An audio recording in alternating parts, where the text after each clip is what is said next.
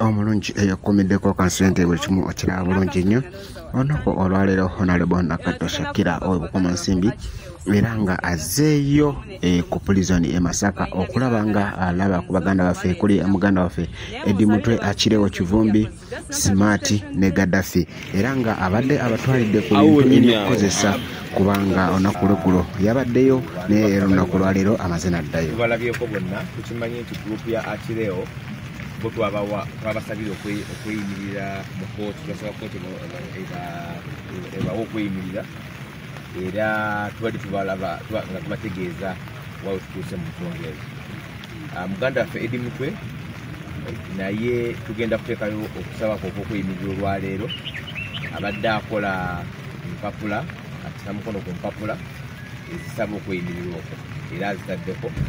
Ekyokubiri kitugenda okusaba kooti ku musango wa Eddie Mutwe buli omu akimanyi nti yakubibwa yatulugunyizibwa era eddembe lye lyonna erimuweebwa ssemateeka lyatyobwolwa nga bamukutte ate nga kyakolebwa magye ate kyakolebwa mu bugenderevu kubanga tukimanyi nti fayiro gye bamutaddeko oludda oluwabi lwali lwagamba dda nti lumaze okunoonyereza.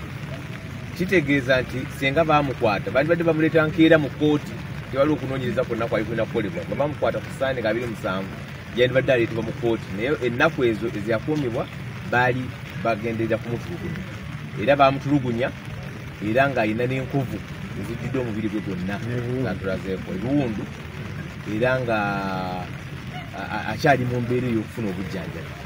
Ekyandibadde kisinga obukulu kyandibadde kyakufuna medical report eyetengeredde oba okufuna okunoonyereza okw'omusawo yetengeredde okumanya extent oba obuvune bwe yakufuna bwakomawa era bwatuukawa. Ekyo tunaba kukifuna era tukyakisaba naye tugenda teekayo ng'oggyeko okusaba okweyimirira omusango okusaba emisango gyonna gimuvunaaniddwako gigobebwe kubanga ekiri mu mateeka nti omuntu bw'omukwata ne bwe omuvunaana kutta abantu 10 kasita otyoboola eddembe eryo ery'obwebange ng'omukwata oba emisango girina okugobebwa era kyetugenda okuteekayo okusaba okwo olw'engeri gye bamuyisaamu ng'akwatiddwa era nga tusuubira nti ekyo kiri mu tteeka etteeka erwa nti okutulugunya abantu era nga tulowooza nti kooti bw'eneewuliza obujulizi n'okusaba kwaffe ejja kusuula emisango egyo gyonna egigobe. Akayo okusaba twafunye olunaku lwa kooti omwezi ogujja tujja kuba tubategeeza tujje mu kooti ewuli okusaba kwabwe okw'okweyimirira era tusuubira nti bajja bawa okweyimirira.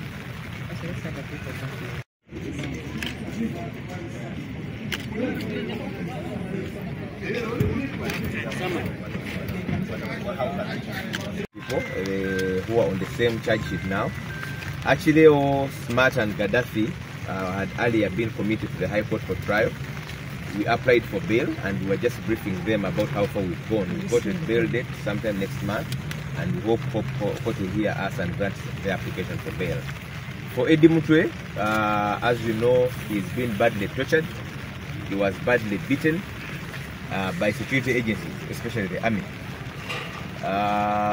We have charged him on the same file that Achilleos, where the state had already committed them, saying that they are done with the investigation. So you wonder why they would hold him for over 10 days, for over 9 days, yet the investigations were done. So they would have driven him the following day or that night to court, which they didn't.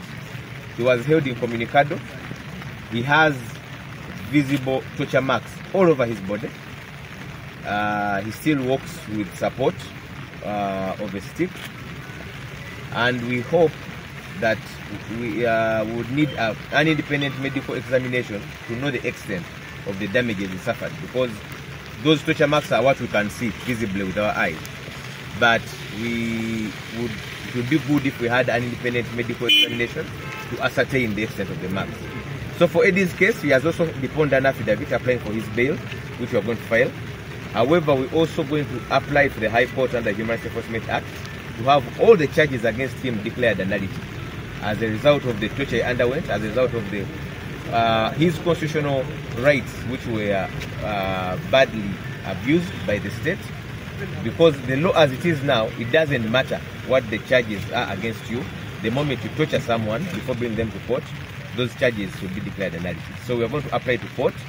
And we think that if court applies itself to the law and the facts before it, it will declare those charges dropped.